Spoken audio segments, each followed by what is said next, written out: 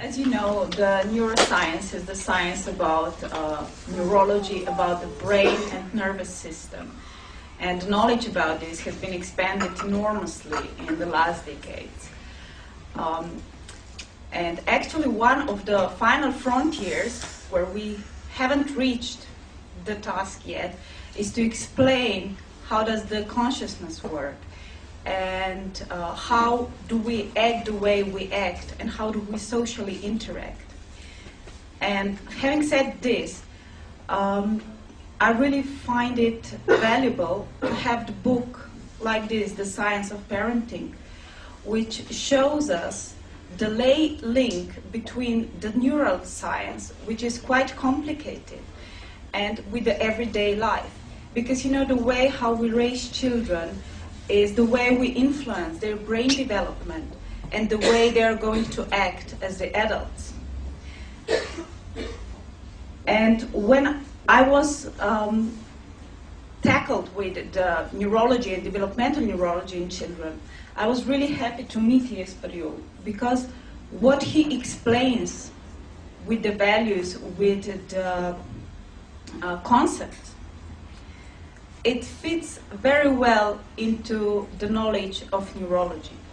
Because you know that the neurology is not only the medicine by itself, but it has many allied fields like the psychiatry, psychology, also physics, computational sciences, and from single gene studies on one single neural cells, where we hoped that we will get the final answers. We still don't have the final answers. And we know that sometimes social interaction, psychology, can really help us by doing this. We can use also the modern techniques like the imaging, especially the fMRI, which shows us the circuitry, how it works.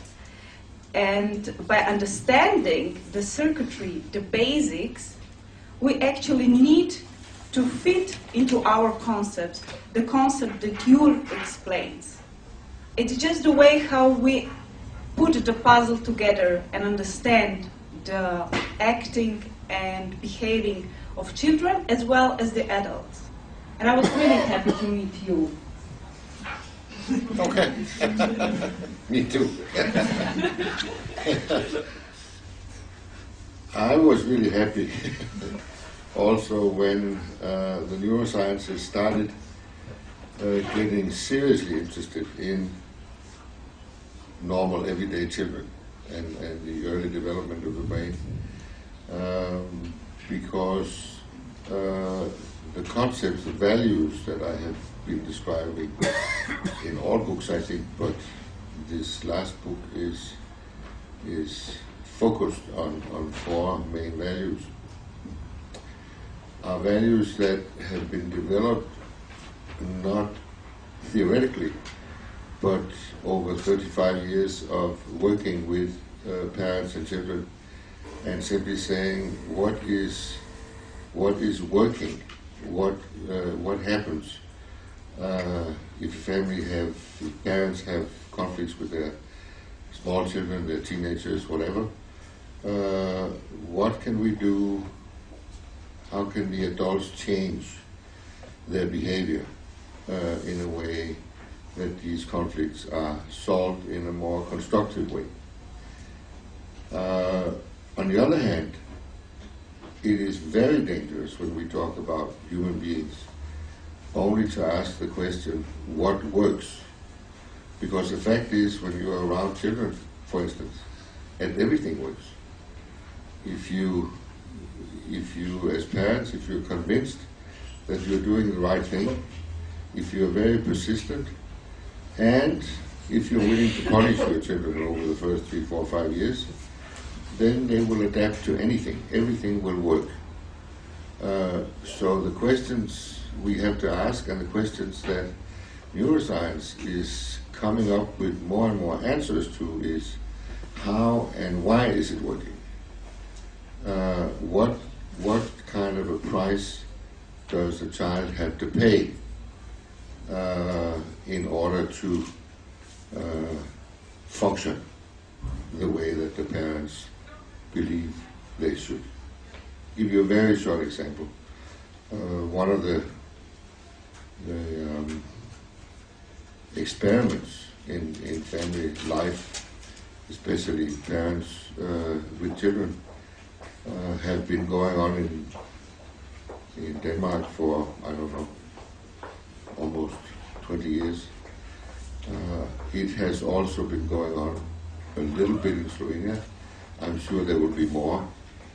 And these are the parents who have forgotten that there is a difference between what children need and what they want.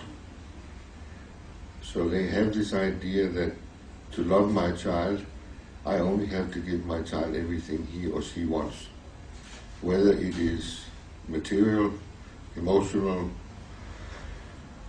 play with them, whatever. And what happens is that these parents develop a value system where they say, if I have a conflict with my child, it means that I'm a bad mother or a bad father. Or if my child is frustrated, I'm a bad mother or a bad father. So a lot of parents, and I'm talking about thousands of parents, were trying to be with their children in a way that there were never conflicts and the children were never frustrated.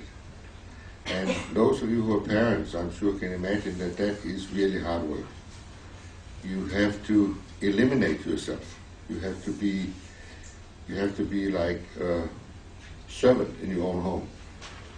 You have to forget anything about your own borders, your own needs, your own values, and you have to be there only as a service person.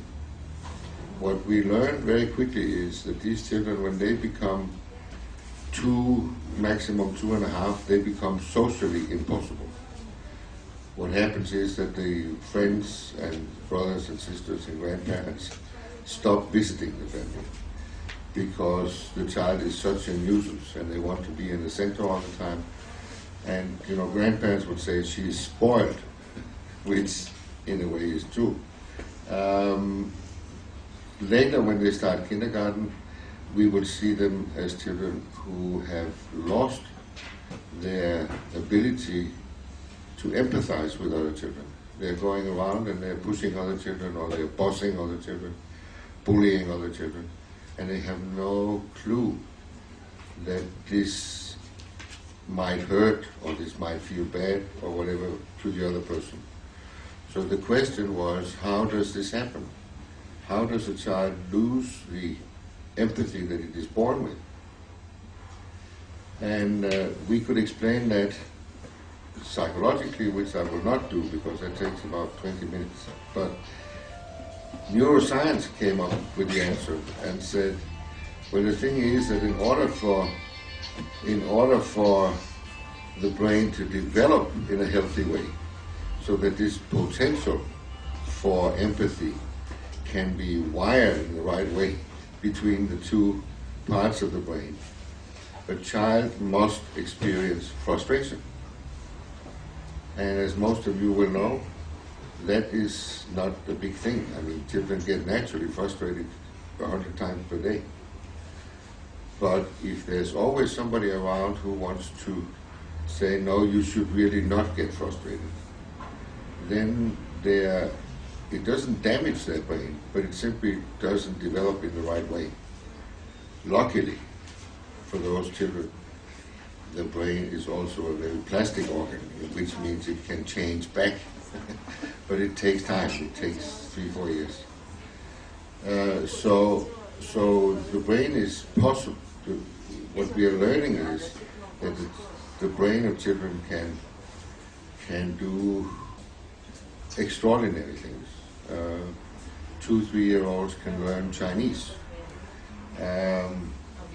Our concern, our problem, our job as adults is to decide, are we going to do that? Are we going to use the brain of children for everything that it can do? Are we going to do like some Germans have been doing? Are we going to make German kindergartens where everybody speaks Chinese so that we have a bunch of children that can talk to the new financial power in the world. Is that what we want to do? So we have moral questions, the ethical questions that neuroscience cannot answer, but it definitely can tell us when it goes in a healthy way and in an unhealthy way. Thank you. Here is maybe where I can add something about the plasticity of the brain, because I totally agree that we can fly every child to the moon if we really want to. The question is just, is this sensible and for what price? And just as he said, the children need at least some of the resistance to develop properly. There is a very complex interplay of hormones and development. So to say that there are systems which are developed when the child is a newborn baby, but there are a lot of systems which are still to be developed, so, or to ripen, because the structures are maybe already there, but they are just not ripe enough. So if you frustrate your 1 month old or 1 year old baby, leaving him or her to cry for hours, it is the frustration and the stress which is not good for the baby, because it activates the hormonal gonadal axis with the cortisol and adrenals surging, the cortisol as well as the adrenal and noradrenaline into the bloodstream. And we know now that this actually damages, for example, the short-term memory. It damages also the connections which are still going to be developed. So you can damage the circuitry which is in development, it's kind of under construction, and you can damage it irreversibly if you repeat it and do it for the certain period of time, especially if you do it during the critical period of development. But as Juul said, there is the period where the brain needs different stimulus. And you know that you cannot compare a 1 month old baby with a 2 year old. They are very different. They are capable of very different things. And at 2 years, actually, their brain is already at approximately the size of the adult brain. It is not myelinated. It has a lot of synapses. Actually, the number of the synapses during the 2 and 6 years of age is the highest during the whole life. So it's actively wiring, actively sprouting and making the connections. And during that time, they, as Juul said, they need frustration. So as the parent, you have to be able to be plastic as well. Not just that the brain is plastic, also you as the parent have to be plastic. You have to go along with the child and change the task that the children need in order to develop properly. And you know that the task for the 2-year-old is not equaling the task of the 6-year-old or of the 10-year-old. You have to provide different tasks. Why? Because different hormones are during the play. And for example, you know that the playing is very important, and it activates the dopaminergic system in the brain. And dopamine is the hormone which is responsible for our curiosity, for our will to discover new things, and for playing. And it's really not of very much use if you use it during the first month of age. But if you use it during the 3 year of age, or 6 year, and even 10 years of age, is extremely important, because it develops your dopaminergic system in order that you are going to be still curious when you are adult. You are not going to be too risky. You are going to react to the stimuli in the environment properly, I mean, not damaging yourself. So I think these critical periods are extremely important in understanding why to tackle the children with different tasks at a different age. And I think in this book it's really nicely written, and you can find certain periods where the hormones are explained, where the connections are explained, and if you combine it with the Juul's knowledge, it really fits well, and you can understand your child much better, and you can even understand yourself better. Yes. Yeah, not easy to follow. I think it is important to once again to stress that we as parents, society, kindergarten, school, politicians, whatever, we decide what kind of frustrations should children have and which kind should they not have. We know that they are now, when we look at the brain and how the brain likes to function and likes to develop, we know that our school system, for instance, all over Europe, is terrible. It's simply we get a lot less out of the children than we could do, because it is simply traditionally made in a way that makes it as difficult as possible for children to learn. And the big question is there a political will to do that? Probably not. I don't know if the will is there, but I'm sure they would say the money are not there. And also, is this kind of flexibility, this curiosity, this ability to play, this knowledge of what is good for me, what is bad for me, is that the kind of citizens that you want? Or do you want citizens who are, group animals, who will, do like the neighbor? And so it's very critical what kind of decisions we make. It's not a question of freedom or not freedom, or democracy or not democracy. It is it's far more complicated and also detailed questions. When is it okay? When I tell my 2.5-year-old grandson, I'm not going to play very much with you today, you have to find your own, you have to play with yourself most of the time. He looks at me, and because he's in that age, he says, no. And then he goes play by himself. So that's leadership, that's called. Am I depriving him of anything? Yes, my company.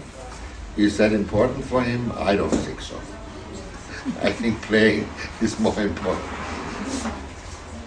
The next one is that he looks to me like it's time to sleep. And I tell him, let's go sleep. And he says, no, I'm not tired. Okay. But can I decide when you sleep, or do you want to decide when you sleep? And he says, you can decide.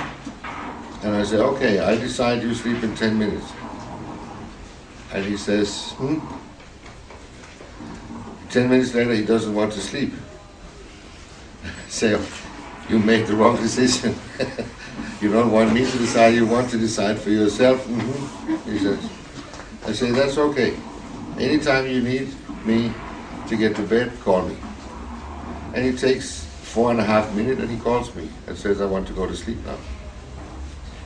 So this is a learning process much more than it is a power struggle of what is going on. And this learning process is much better for him, much better for his brain, much better for our relationship, and much easier for me than to have all this fighting. So it's nice to know all these things about the brain. I think it's fantastic to know that so much knowledge is available. But there's still very, very important decisions to be made by parents. And they are, as I said, they are of a moral nature, they are of an ethical nature. What do you want to do? If you believe, many parents still believe that violence is a good thing. It's not only necessary, but it's good for children. One of the things that psychology and neuroscience agree on is that is definitely not true. It is damaging. So, not only to social skills and interpersonal skills, but also almost brain damaging. So we have to decide that as parents. Do I want that? Do I not want that? I have believed that. My parents were beating me, they were being beaten by their parents, and it didn't do us any damage that we notice. but because the dangerous thing about being a child is that not only can they adapt to everything, they can survive anything. They can survive much, much, much more than most adults. They can survive much more stress, much more pressure, much worse living conditions than most adults would be able to survive. So we have a huge responsibility. I actually had just the idea, because you were so nicely pointing out some of the neurological facts. For example, he said the mass, the whole bunch of people, yes? Yeah. And activating this herd thinking.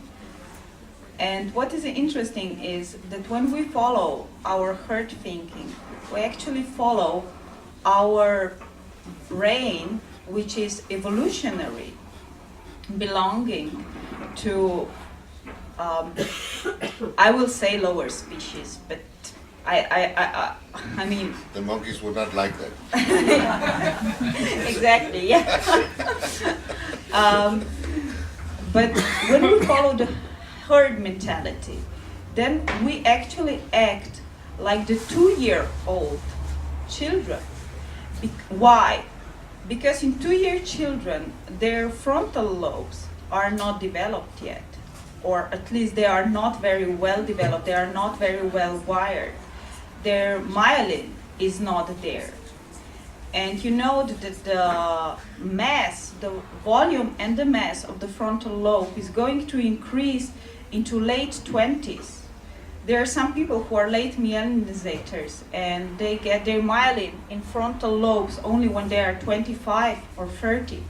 And these are usually people who have problems with adapting to the normal adult life. They like to lead the life like the teenagers, despite the fact that they are 10 or almost 15 years older. So to expect from the 2 years old that he takes the responsibility of himself is completely nonsense, because he's not able to. It's like teaching someone to use the right hand while he doesn't have the right hand.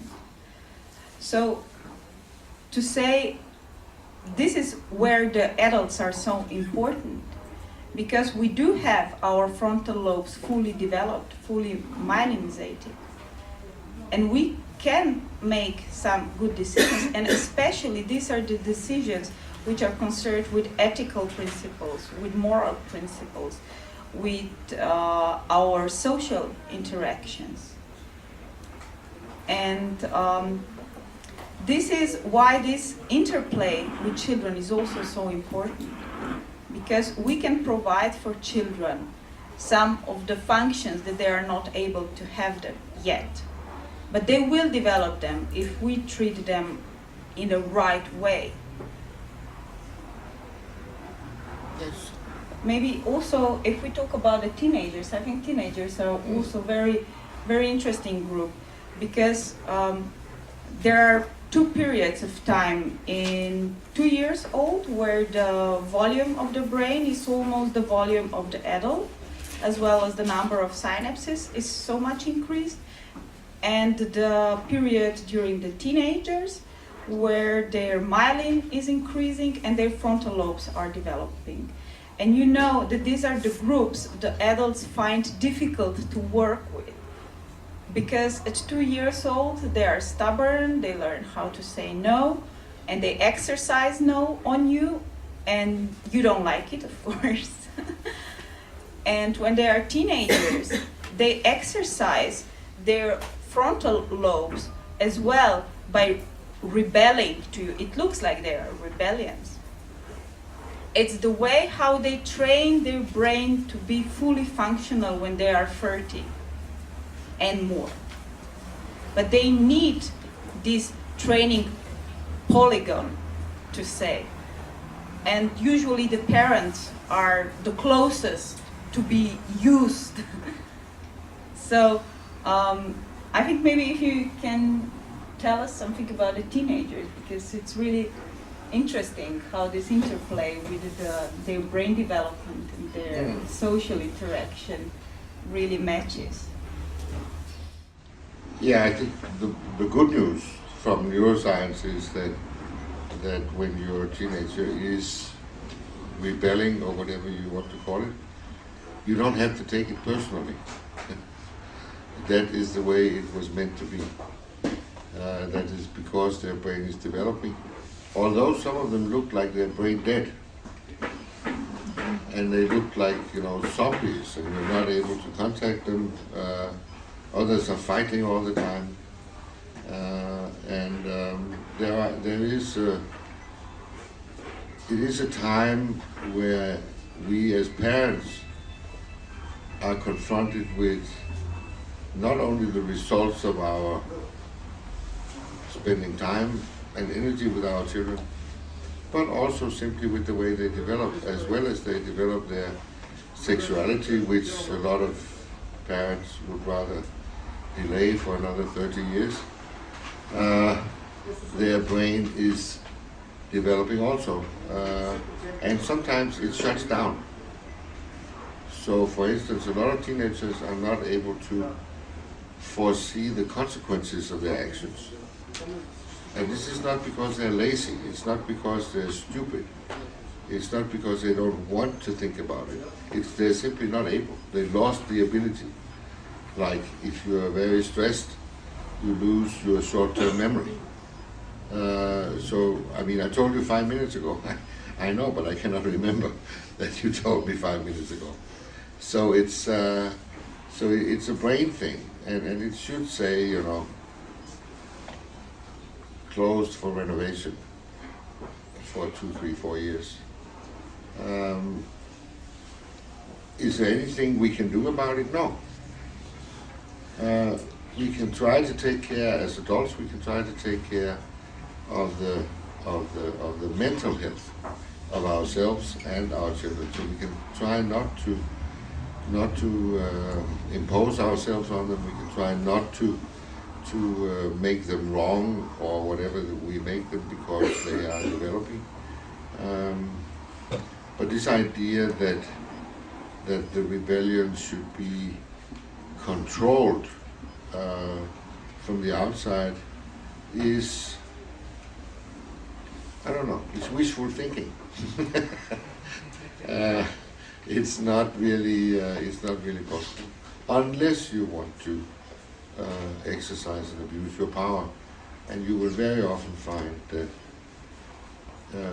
this kind of families make children, in fact, stupid, which means that it prevents them from developing the parts of their brain that really needs to be developed. So again, how to navigate as a parent is not easy. It's not easy to make decisions and say, how can I do this? We can only do the best we can, and then we can be responsible for the result, whether it is good or bad. Yes. Is that enough for you? I think so. Thank you very much.